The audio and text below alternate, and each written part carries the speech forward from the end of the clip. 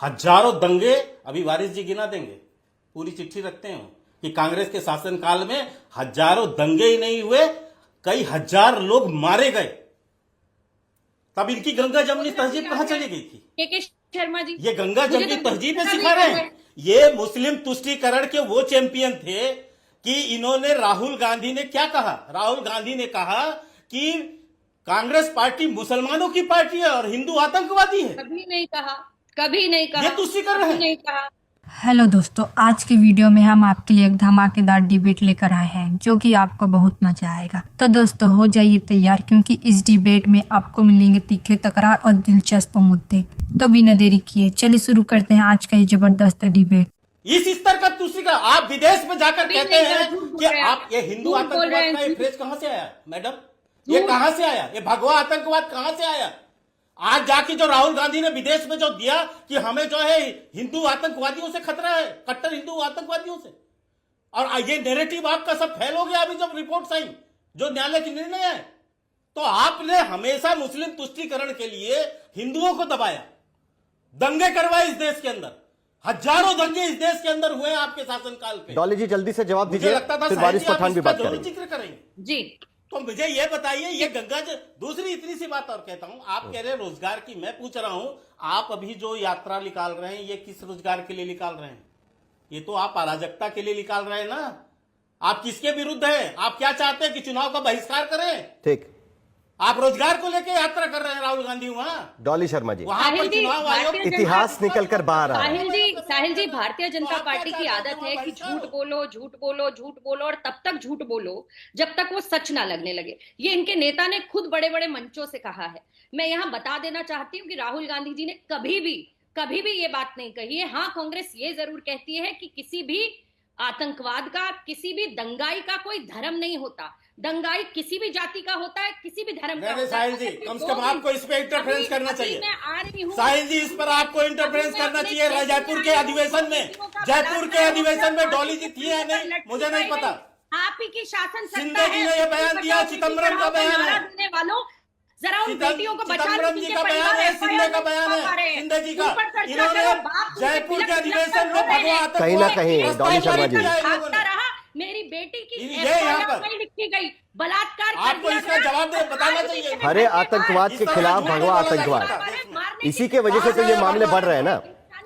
किसी एक जाति, किसी एक धर्म के लोग आतंकी नहीं होते, ये कहते कहते जब भगवा आतंकवाद की बात होती है तभी तो ये मामला बढ़ जाता है ना कहीं ना कहीं। वारिस पठान, आपने दोनों की बात आपने सुनी है, और अभी के शर्मा जी कह रहे थे कि आपके पास तो पूरी लिस्ट होती है किसके शासनकाल में कितने दंगे हुए।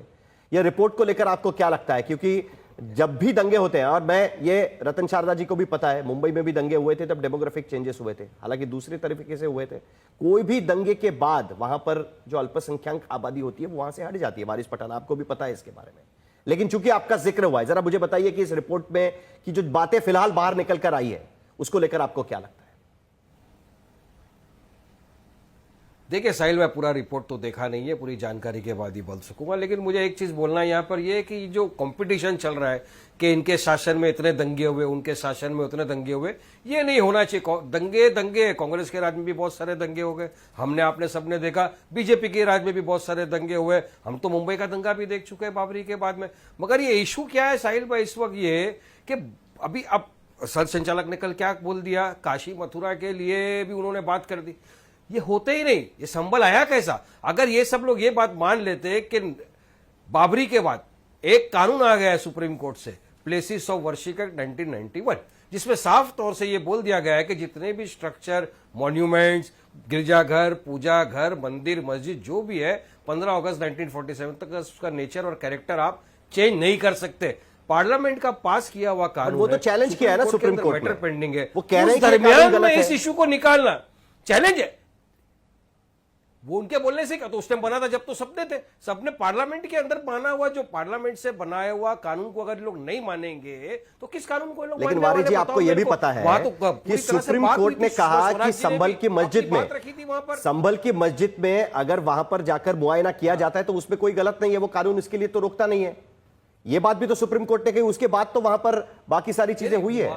मुआयना करना नहीं नहीं, मुआयना करना और इस तरह की बाद में आके बात बोल देना कि पहले बोलना हर मंदिर, हर मस्जिद के नीचे मंदिर ढूंढना जरूरी नहीं है, फिर ये बोलना कि काशी मथुरा का जब विषय आएगा तो हिंदू भाई उसके अंदर जाएगा और हमारे लोग भी उसमें करेंगे, ये कहां तक सही है। उसके बाद मैं और एक बात बताना चाहूंगा, कर सर संचालक के ऊपर भी जरा तवज्जो डालिए ना, उन्होंने कहा हिंदू राष्ट्र तो है हमारा देश, तो मैं तो पूछना चाहूंगा साहिल जी आपके माध्यम से देश के प्रधानमंत्री से, क्या आप भी मानते हैं कि हमारा जो देश है ये हिंदू राष्ट्र बन गया है? आपको आके सामने बोलना चाहिए। और उन्होंने जो ये बात करी डेमोग्राफिक कि हमेशा लोग बात करते हैं, आरएसएस का पहले से रहा है कि मुसलमानों का पॉपुलेशन बढ़ रहा है, अरे जबकि TFR rate, total fertility rate मुसलमानों का सबसे ज्यादा कम होता जा रहा है।